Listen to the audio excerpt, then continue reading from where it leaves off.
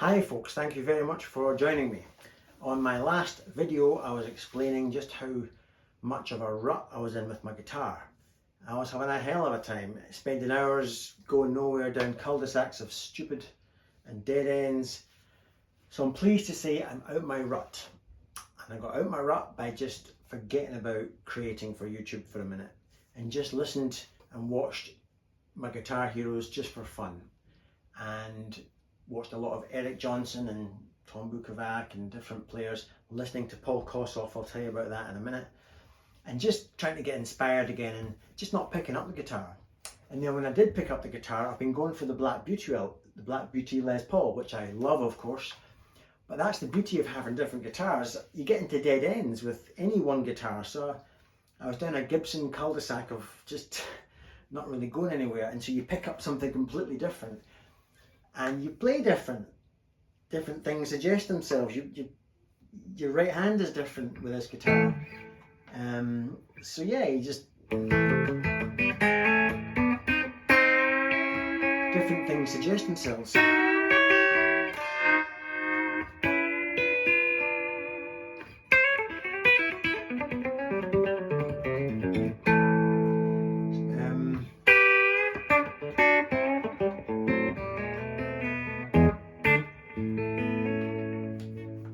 So I've been loving playing this. By the way, temporarily I've taken the flat wounds off it. We're back to normal gauge 10 strings and standard tuning for all of that sort of, and more of a biteier tone. So I've been listening to Eric Johnson a lot, as I say. Paul Kossoff, you all told me to listen to Paul Kossoff, so I went on a hill walking trip the other day, and in the car I just put on that Tons of Sobs album twice, 3 times. And initially, by the way, I thought, oh, it's just pentatonics, constant pentatonics. He never, I don't think once on the whole album does he step outside the pentatonic, and I tend to like players who do.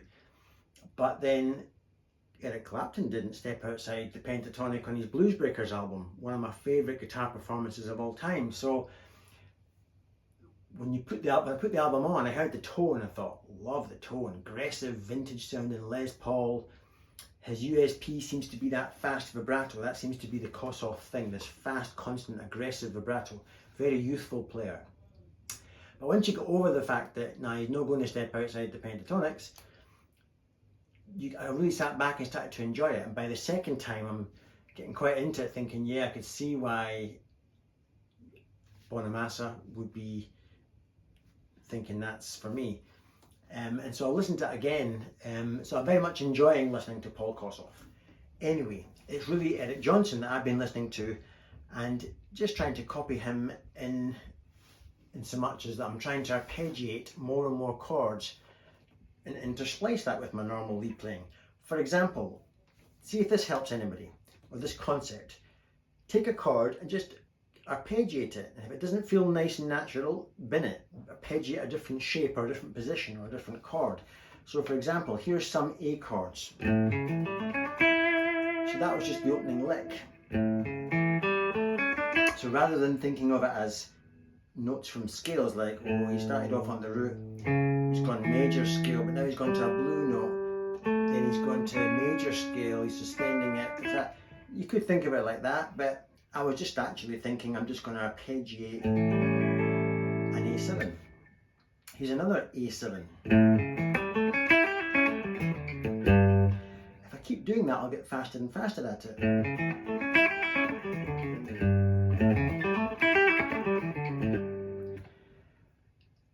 That was something I think I played it up there, but you get the idea. Here's another A7.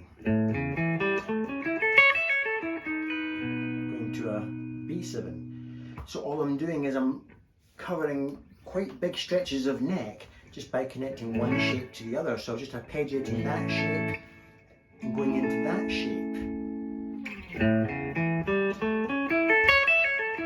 I love that. Arpeggiating chords, especially when you put some nice chord changes in there. Here's another one where I was going in, setting myself up for a D chord. So here comes the D, but rather than playing notes from D scales, I just envisage in my mind that chord, that version of D, and I just simply pick the notes out almost in order. Like that.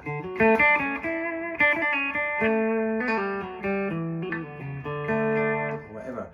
So that's all I was doing there.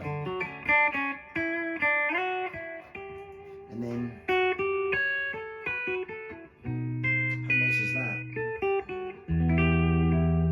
Here's another wee arpeggiation of an E flat.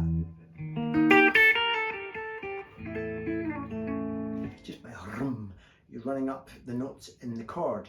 Here's another one. You're going to do this, right?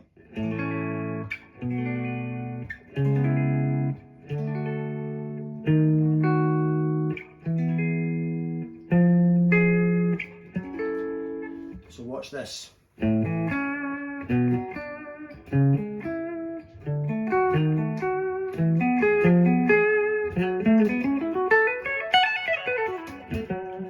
So that was me just arpeggiating 1, 5 and 3 from the chord.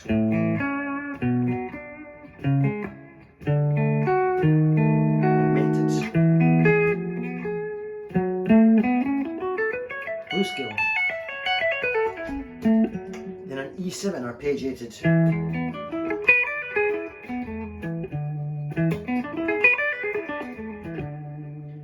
Then this.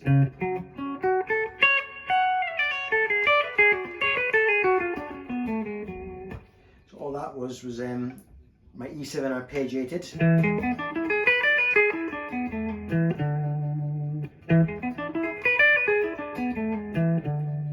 And this chord here, which of course is the what's that, a G flat minor, that's an F sharp minor, is that right? Yeah. I just went. I'm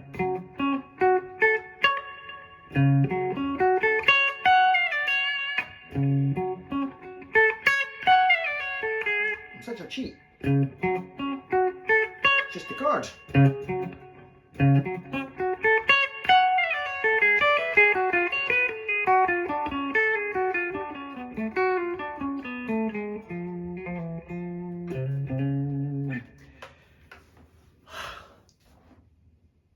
It's all done with mirrors.